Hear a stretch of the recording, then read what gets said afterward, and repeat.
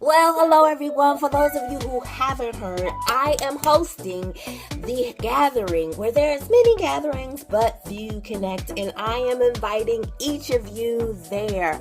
And I want to jump on and share some reasons why when people attend gathering, they don't connect.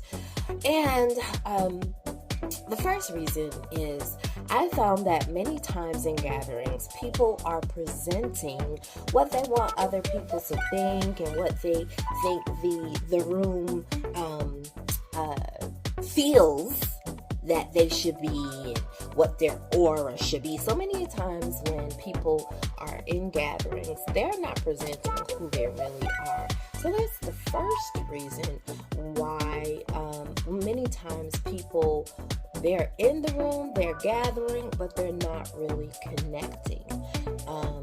Another way that you'll see that there are people gathered there together, but they're not really connecting is you see that some people, they're constantly changing, especially for groups that meet repeatedly. If you find that people are afraid to fit, not because they're tactful or because they're feel or sense that the people that are in the room aren't really ready to receive the information that they have, but it's more so they're fearful that the people that will be offended by them being honest with what is needed to actually move forward. Because one thing that you will repeatedly hear me say is when connecting, when gathering, the whole significant part of gathering is you're gathering together to connect as a team. Because in team, it is together, each person achieves more. I can go further into that, but I'm not. I'm gonna stick to why I came on, which is reasons why people connect. Another reason why is people are constantly changing their viewpoints. They're constantly changing, trying to accommodate the people that are in the room. Some people, they change their appearance, they change the way they interact. It's constantly change, trying to conform to what is accepted in that particular circle. Another way you might see this in the way people dress, the way their hair, just constantly changing, trying to conform to what they feel will be accepted for that particular gathering. Some people, they're very casual, then they get very elaborate. Not necessarily, because sometimes what you have on, it really doesn't really speak to where you are. If we're going to be honest. But I'm not going to elaborate in more detail about that. There was also a situation where I was dating this guy, and he was constantly changing, especially like in his clothes and stuff like that. And I'm like, I feel like I don't even, know who you are anymore. It's like you're a chameleon. Every environment that we're in, you're constantly changing. And later on, he did admit that he was really going through a situation that he did not want to share with me during that time.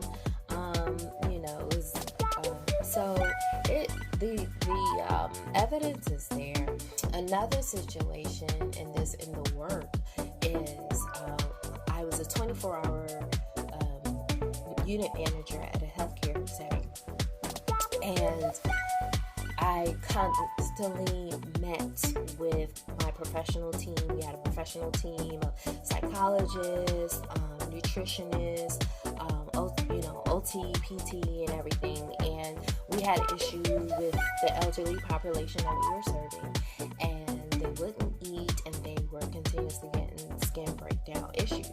And we were monitoring, we were looking at the services that were being rendered, and on the professional team, we could not come up why these situations, no matter what we tried, it would not work.